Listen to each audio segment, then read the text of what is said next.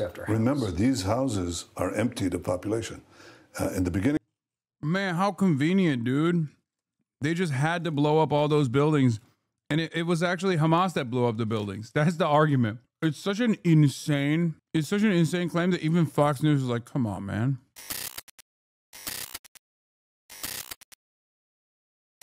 And starved. I guess I just think that the Israel's national security minister bragging about starving Palestinian prisoners and putting a bullet in their head should have made the news. I'm surprised that I've had the... If the Palestinian prisoners have a fruit basket or not. And I say Palestinian prisoners must be killed, shot in the head. The law of executing prisoners will be passed on the third reading in the Knesset. And the law will mean we will give them a little to live on. I mean, yeah, he also celebrated recently saying like they come in fat and leave thin when talking about starving prisoners. How many people in the West know that Israel's blocked the Red Cross from visiting Palestinian prisoners since October 7? Literally today, the state is in court seeking its 20th delay, citing national security. I'm telling you, is the worst double standard there is. Anything Israel has ever claimed about Hamas, they have done a million times worse. It's not even a question, okay? It's not even a question. Anything Israel has said about Hamas, they have actually done a million times worse. Anything Israel has claimed Hamas is doing, they've done a million times worse. Come back to my experience inside Gaza this week. We went to an aid distribution site, food distribution site. Your own soldiers have been accused of killing innocent Gazans Part of it, who are in line for food. That's the accusation, almost on a daily basis. Can you defend that? Yeah, I could deny it because it's a Hamas accusation. They're the ones often who are doing the shooting and waiting for our soldiers to respond. And in fact, very often they don't respond. But all these stories are repeated ad nauseum. And the people don't even bother to check the facts. We're doing everything that we can to avoid civilian casualties. And in fact, if you look at it, I mean, the town of Rafah that you saw all that, right? All of it. Right, okay. So I told you why there was devastation, because we moved the population out and then went to and dealt with the booby traps that were there. And we killed a lot of terrorists there. You know how many civilians we killed there? Practically. It's just everything he's saying is a lie. They leveled Rafah. They leveled every part of Gaza. They leveled it so much that they wanted it to be illegal for the aid distribution planes to have journalists on them to show the full magnitude of the death and destruction. Which, once again, the aid drops, and the planes do not even show the full scale of the death and destruction. He just keeps saying, everyone that we kill is Hamas. That's it. That's it. Because we told them, please leave. We, we showered them with leaflets. We called them millions of text messages and many other means to get them out. And they walked out. They walked out 2 miles to the coast where they had a safe zone, and practically no civilians were killed. That nobody describes, nobody talks about. Israel is doing things that no army in history has done. There's one army, once again. One army. The Nazi army, they did that. You know, they did that. It's not like a one-to-one comparison, but the motivating factors here are the same. A completely ridiculous ideology of ethno-religious supremacy and an exterminationist campaign to destroy the land, to rid the land of all of its inhabitants that do not subscribe to that ethno-religious ideology, ethno-religious supremacist ideology. Yeah, the Nazis did that, and it's crazy that this basically looked at that and was like, "Oh, this is a checklist for me." Actually, it wasn't like an event, a horrifying dark chapter of history to learn an incredibly important lesson from. It was just a checklist. He was like, oh yeah, can't wait to do this to a totally other random group of people now, you know? So did the Turks too. Yeah, they did. Dumb. Who the fuck's defending that? Am I? You know who is defending that? Or at least turning a blind eye to it? Israel. Suck my dick. What do you mean? So did the Americans. So did the Americans. Okay? The point is, you can't point to it happening in the past and be like, this was actually really up when they were doing it, but when Israel's doing it, it's all right because they did it in the past too. The point is to learn from those lessons and not learn the lesson of what to do and basically do the exact same shit that the Nazis were doing. The lesson is to never do that. Never allow this to happen. Colonel John Spencer, who's the head of urban warfare studies at West Point, he said that he scoured all of his modern history. He said no army in the world has done that. And yet Israel is, of course, accused again and again and again by fake reports, by Hamas statistics that are fake.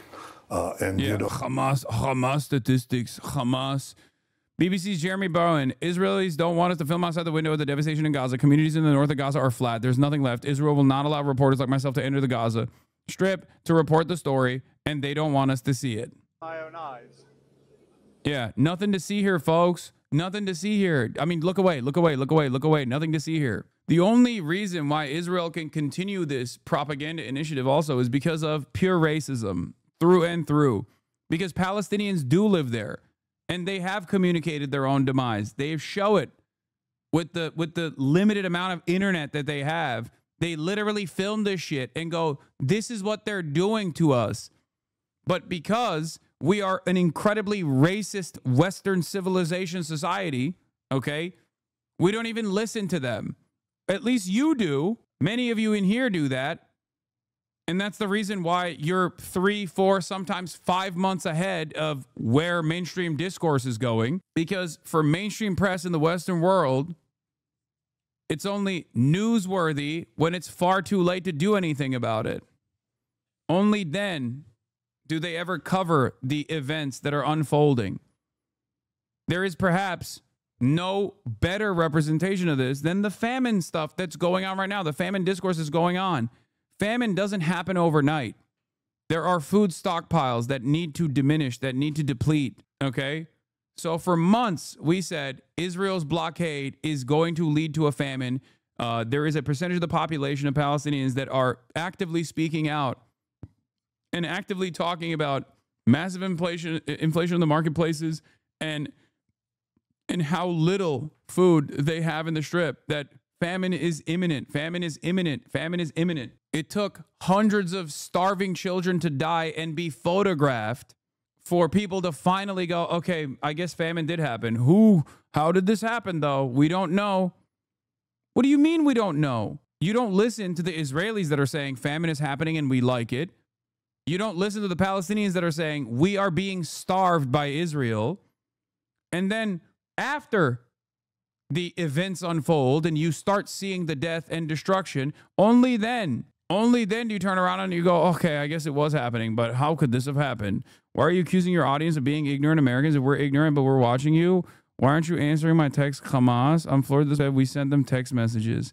Okay, take a week off for that stupid question, chatter. If you repeat a lie often enough, it assumes the cachet of self-evident truth. It's still a lie. Yeah, your chief of army says your military is exhausted. It's almost 2 years of war. And I mentioned 20 years ago this month, Ariel Sharon made the decision to get out of Gaza, bring the settlers out, and it's been that way ever since, and Hamas moved in. But you have 10 million people who live in this country. That's right. And they have a lot of opinions.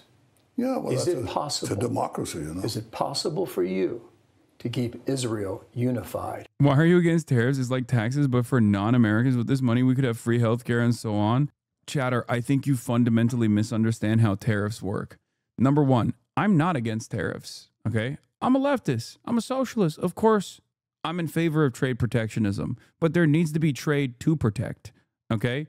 In the absence of a competitive domestic manufacturing alternative, tariffs don't do anything other than raise prices. Tariffs, in the way that Donald Trump has done it, is basically a broad sales tax, a regressive tax, which hurts the working poor more than it hurts the wealthy, okay? Because tariff is, they're not paid by the manufacturer. they're paid by the importer, the American company that is bringing in the raw goods, materials necessary for American manufacturing even, or if you're even importing products that you're getting from any number of these different countries.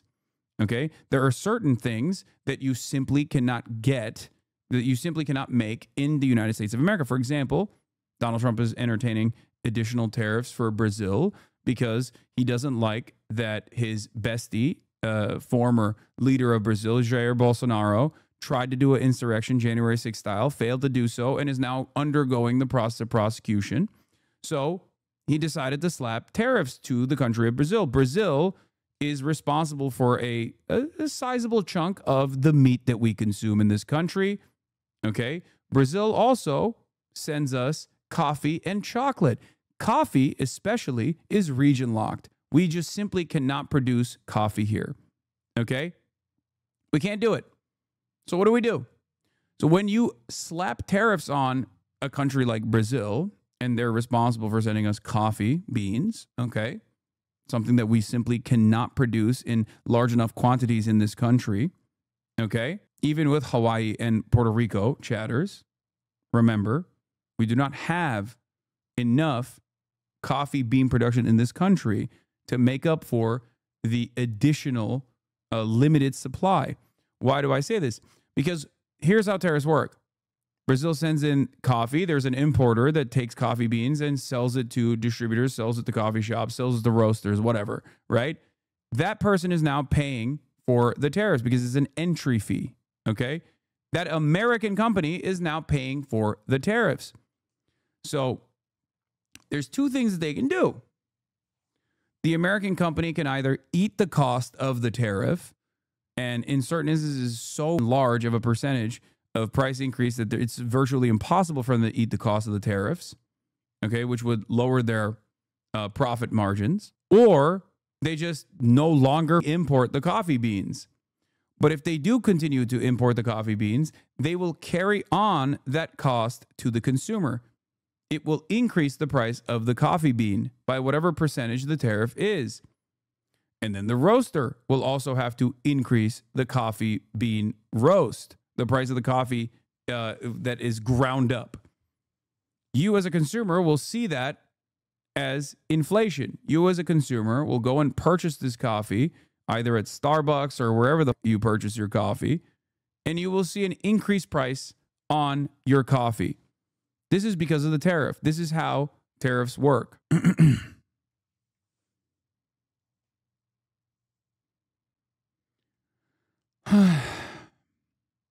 So you're wrong.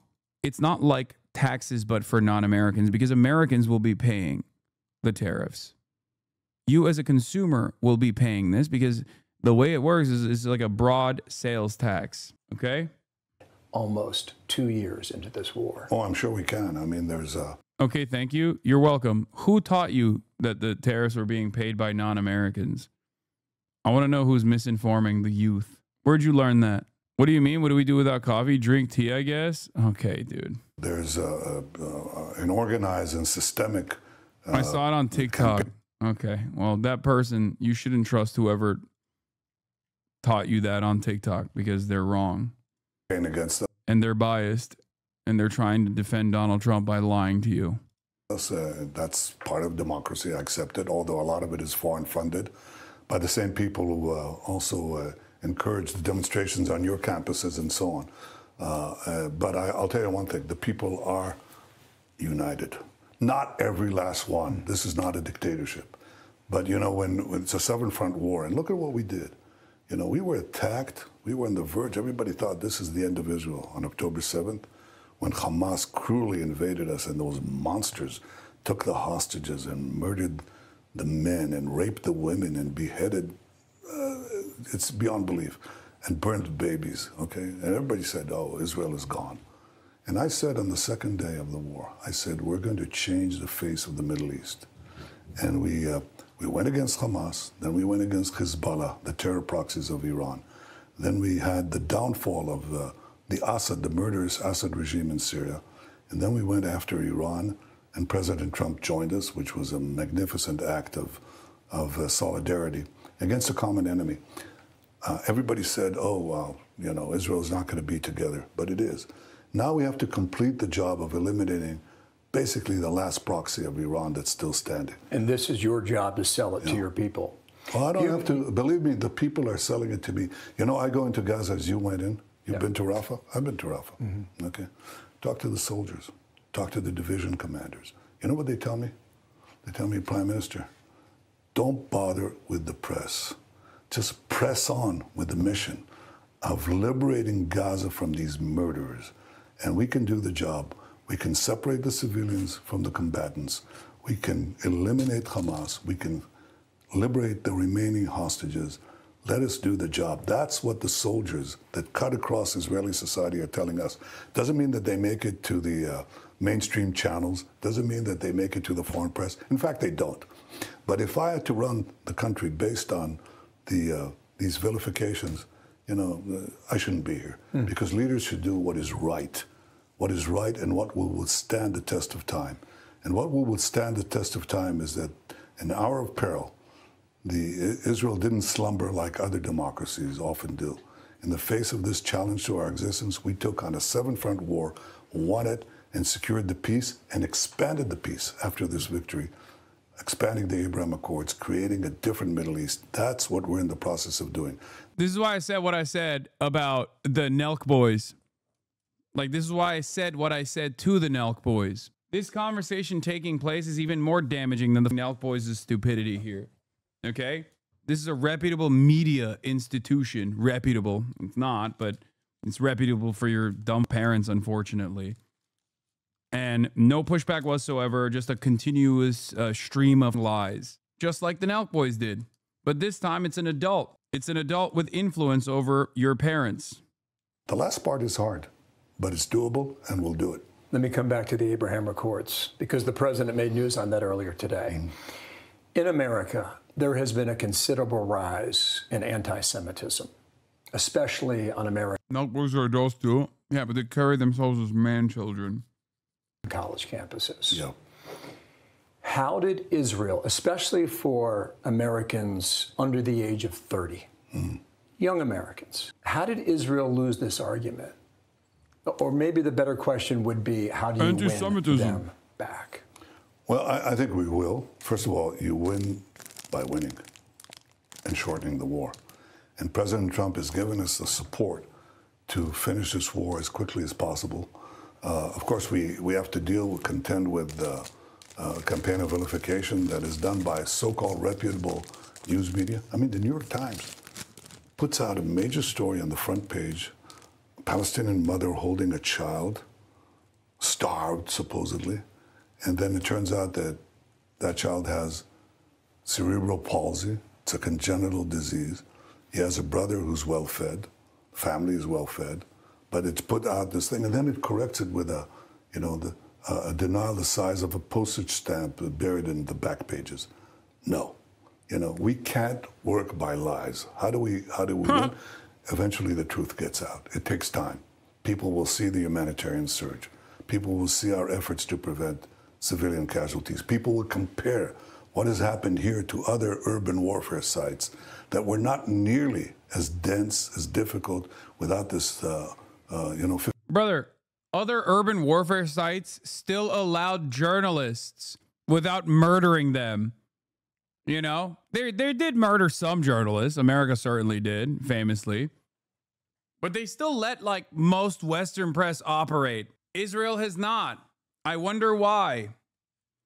I wonder if this is, a little bit different than regular war, which is already filled to the brim with crimes. If Israel was simply doing a just war with some crimes, or even an unjust war with some crimes that's associated with it, they wouldn't have to have this massively censorious regime. Meters below ground, these terror tunnels, and yet Israel will triumph, will succeed in this mission. And most of the people, I can't say 100% of the people, but most of the people are united, and ultimately, this is democracy. So instead of shifting that argument on the media, whether it's the New York Times or maybe the Gazan Health Ministry, putting out, because you've said repeatedly in this conversation that they exaggerate, will you allow more independent reporters to go into Gaza and see it for themselves. That's my conclusion. In fact, that's my instruction as of this morning to the military. And I said, that's exactly what you should be doing. Those who are lying are going to continue lying. But give honest journalists the ability to see the truth. A, the fact that we're trying to get civilian aid, humanitarian aid to the... Also, now he'll let journalists in. He won't, by the way. Newsflash, he's not going to do that. What he means is he'll allow those freaks. He'll allow those freaks that have consistently defended Israel to do EF escort with full editorial control. Remember, with full military censor, full editorial control, he will maybe allow some figures, just like they did in the past, like Douglas Murray, to go in and do stunts. People of Gaza, the efforts that we're making there. B, to understand and explain why those buildings are destroyed, because they're booby-trapped, and we clear the population. And I'm glad you were in. I'm glad you did this thing. I'm glad, in fact, I would say you were blazing the trail. But there have been others, and we have the same result. Every time people see it, they see it in a more realistic way, in a more honest way than the way that it's presented in, unfortunately, in the New York Times and others. New York Times should be sued. I'm actually looking at whether a country can sue. Dude, every defender of Israel has one speed. Overly litigious crybabies. Mods. Overly litigious crybabies who complain constantly that the world won't just say thank you for genociding children. I do not know how a publication could be more pro-Israel while still maintaining a shred, or still trying to maintain a shred of institutional credibility. The New York Times has already dropped all of its institutional credibility because of its unlimited defense of Israel. The New York Times, and I'm looking into it right now because I think it's such clear defamation. I mean, you put a picture of a child that's supposed to then represent all these supposedly starving children, yet they put in this picture of a child who has cerebral palsy. Then they took another picture somewhere else in other media, a child who had cystic fibrosis, got nothing to do with starvation, or another child that we actually sent to Italy to be cured. And Israel is accused. But still, you concede there is suffering on behalf of people suffering in Gaza. Yes, because Hamas is interdicting aid, exactly. And what we're doing is overcoming it. I don't deny that there's suffering. I want to end the suffering. And I want to end it by ending Hamas rule.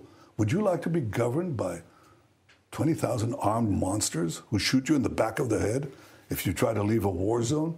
Who shoot you if you say, I want to have my freedom from Hamas? We now have Gazans fighting Hamas. They finally have the courage to do that because they see that Israel is progressing, and they think that we're going to win. So they're not afraid anymore to stand up for their own rights. And they have their separate schools, they have separate programs, because they don't want to educate their children for endless fanatic warfare, which is what Hamas is teaching. Hamas is saying, death to Israel, death to America. They hate everything that a free society stands for. And ultimately, the people of Israel understand it. And I think ultimately, the free peoples of the world will understand it. I have one more question, but I want to clarify something if I could. Sure. You've said a few times now that the buildings in Rafah that we saw had tunnels underneath them. Yeah. There's no way for us to see that when we're there physically with our own eyes, but you're saying all these buildings were booby-trapped? All. And they were not hit by the Israeli Air Force? No, what I'm saying is because it is building after building. Well, these house after house. Remember, these houses are empty to population. In the beginning, Man, how convenient, dude. They just had to blow up all those buildings, and it was actually Hamas that blew up the buildings. That's the argument. It's such an insane claim that even Fox News is like, come on, man. Of the war, I remember my visit to Washington, and I was told under the previous administration, they said, there are 1.4 million people in Gaza, in Rafah, because we moved the population away from war zones, and they all concentrated in Rafah. Then we wanted to eliminate Rafah. It's like, we were told, don't go in there. And I said, we wanted to eliminate Rafah. It's like the Allies are, take over Germany, and finally they're told, don't go into Berlin, and leave the German army, 25% of the German army intact. I said, of course I have to go in. But they said, but there are all these civilians. And I said, okay, we'll make sure that they leave. In fact, they left within 6 days. They all left. And then we had to go in. It's full of terrorists in those buildings, in the streets. They booby-trapped the streets. They booby-trapped the buildings. So we go in and clear it away. And that's what you would do. That's actually that's what you did. Reason why that's what you did in your war zones too. The reason why this point is important for me to understand is we only saw one part of Gaza. We did not see the rest of it, the town of Rafah, as I referred. Last question, sir, if I could, please. The president earlier today put on Truth Social that he wants all the Middle Eastern countries to join the Abraham Accords. Who are the holdouts? Well, you know who we have peace with, so if you look at the other countries, they're the ones that are potential and real potential candidates for this. And I think, look, the president and I joined forces with Arab leaders and had the Abraham Accords, which were historic changes, a real change in the Middle East. We had 4 peace treaties with 4 Arab nations in a very short time. And in fact, I think that the attack on October 7th, among other things, it was meant to destroy Israel, but it was also meant to destroy the possibility of peace between Israel and the leading Arab country, Saudi Arabia. So obviously we like to see, with the elimination of Hamas and the Iran terror axis, which has been our war. Our war the last 2 years has not been with Hamas only, it's been with Iran and all its terror proxies and its attempts to develop nuclear weapons. Other than Iran, who would be a party to this deal? Well, Iran could be too if the people of Iran rise. Is that an invitation? It's been something that I think that many of them want. Many of them want to relieve themselves of that tyranny. And they openly say, you know, I send videos to them and I'm amazed. Bill, I'm amazed. Millions and millions of respondents from Iran, sometimes with their names and even their faces. You can't believe that they're doing that, but it shows you the thirst for liberation there. So, but if the liberation of Iran will happen, it'll happen because we delivered a very strong blow to Iran's seeming invincibility, and the people will rise from within. But who are the countries that we know we could make peace with once we finish the war in Gaza? Yeah. I think there are at least 5 or 6 countries here in the Middle East. And President Trump and I have talked about it a great deal. And he's been just an unbelievable partner. When did you talk to him last? A few days ago. Okay, so this week. No, I think it was last week. I think, but we talk every week or so. You talked to Vladimir Putin recently. Yes, a couple times. Yes, is that correct? Yes. What did he tell you? Well, I can tell you what I told him. I said that I took note of the fact that he said that Iran should not have nuclear enrichment, which is the American position and our position. I thought that was very good, and I also said that I hoped that he'd come to an agreement with President Trump. On Ukraine. Right. Why is he so bad at propaganda? Because he doesn't need to be good. Again, what are you going to do about it? There's nothing we can do about it. Also, defending Israel's monstrous actions at this stage is virtually impossible. Like, there is no expert level propaganda that you can craft. Like, the best possible thing that they could do is probably obfuscate, deny, shut off internet, which is what they're doing already, but information is still coming out. So at that point, what are you supposed to do? People see fucking dead children and shit, starving children, and all they can do is, oh, well, Hamas killed them. That's it. That's the only thing you have. The only thing you have at your disposal is but Hamas. And he just keeps saying it over and over again. The interview is just letting him talk with no pushback. I know. But the situation is so in-fucking defensible that it doesn't even matter that there's no pushback, because the average person that's even a little bit knowledgeable on this goes, oh, this is fucking bullshit. Like, I don't think that the but Hamas narrative is working. Even amongst a population of Americans that fucking that actively despise Muslims and Arabs and is like, so scary. Hamas is so scary. I don't think it's working. There are plenty of people that were horrified after October 7 that were going, yeah, do as much death and destruction, that are now turning around and be like, yeah, this is fucked up. We'll see if we get that peace. Yep. Mr. Prime Minister, thank you for your time. Thank you. Appreciate it. Good to talk to you. Thank you for having us. Thank you.